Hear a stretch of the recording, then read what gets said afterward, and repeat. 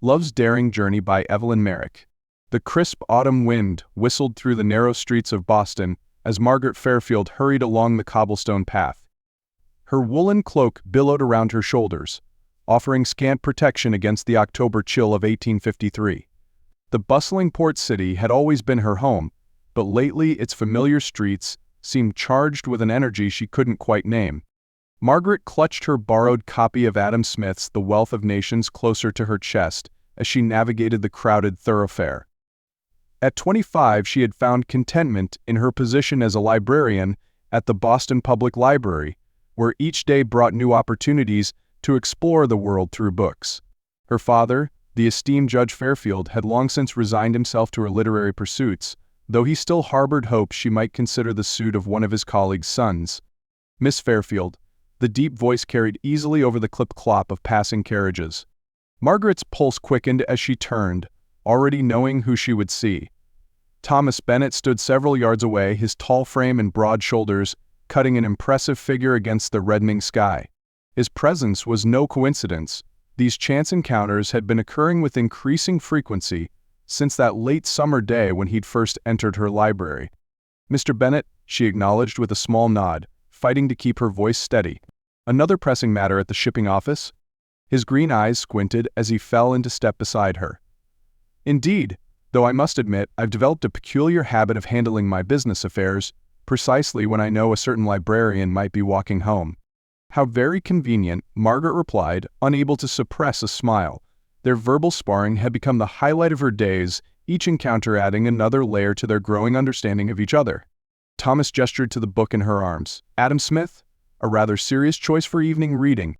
"I find his theories on market forces fascinating," Margaret said, warming to the subject, "though I suspect you're more intimately familiar with their practical applications.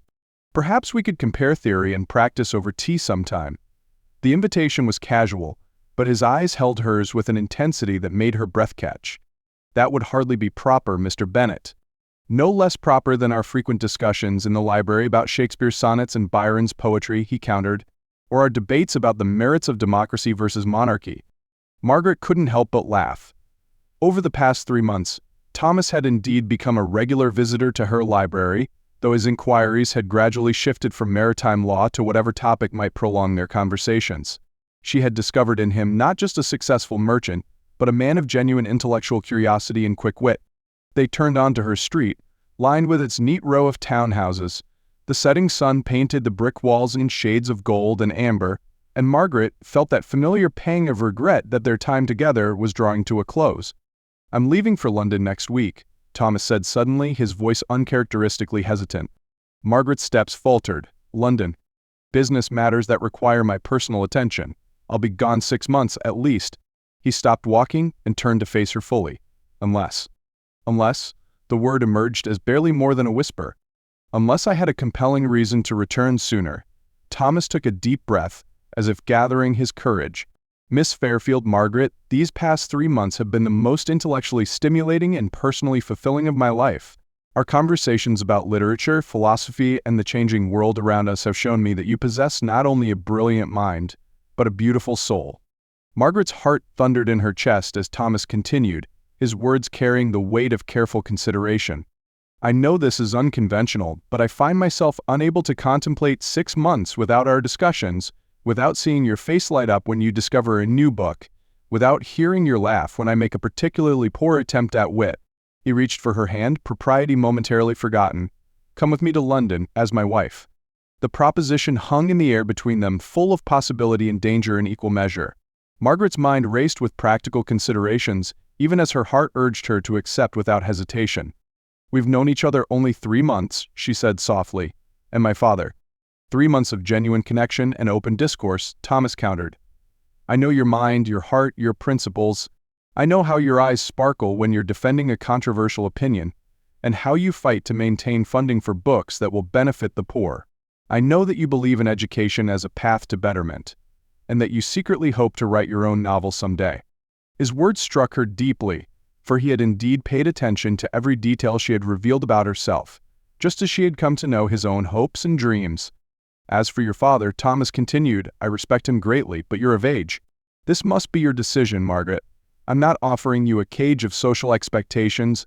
I'm offering you partnership, adventure, and the freedom to pursue your own interests. In London, we could build something remarkable together." Before Margaret could respond, a sharp voice cut through the gathering dusk. "Margaret, what is the meaning of this?"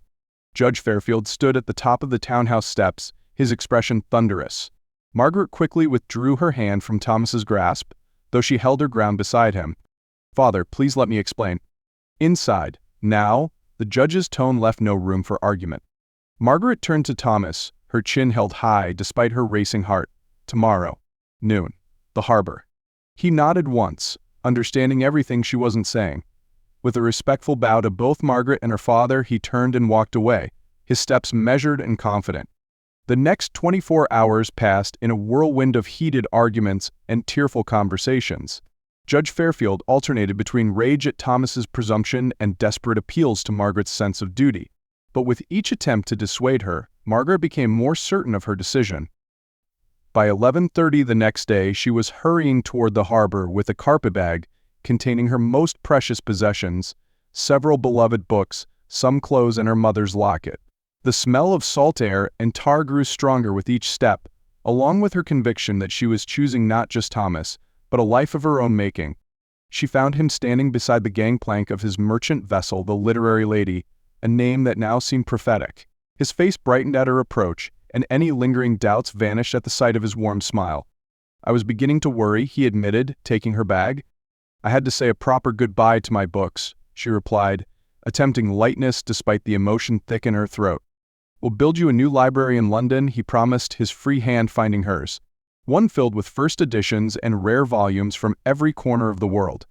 The ship's captain, a weathered man with kind eyes, married them on deck as the crew made final preparations to sail. Margaret's blue traveling dress wasn't the wedding gown she'd imagined as a girl, but as Thomas slipped a simple gold band onto her finger, she knew no elaborate ceremony could have meant more. As Boston's shoreline faded into the distance, Thomas wrapped an arm around her waist.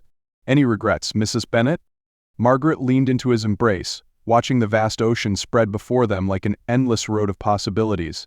"Only that I didn't pack more books for the journey." His laughter mingled with the cry of seabirds overhead. "Then we'll have to fill the evenings with conversation instead. Perhaps you could finally share your thoughts on whether Wordsworth or Coleridge better captures the sublime in nature."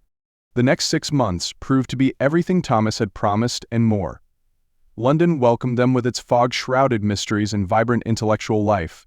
They established themselves in a handsome Mayfair townhouse, where Margaret's library quickly became known as a salon for stimulating discourse and debate. But it wasn't all literary discussions and social gatherings. Margaret discovered she had a talent for business, helping Thomas navigate complex trade negotiations with her quick mind and diplomatic skills. Together, they built something greater than either could have achieved alone, a true partnership of minds and hearts. One foggy morning, almost exactly 6 months after their departure from Boston, a letter arrived bearing Judge Fairfield's seal. Margaret's hands trembled as she opened it, while Thomas watched anxiously from across the breakfast table. "He wants to meet you properly," she said at last, happy tears spilling onto her cheeks. "He's coming to London."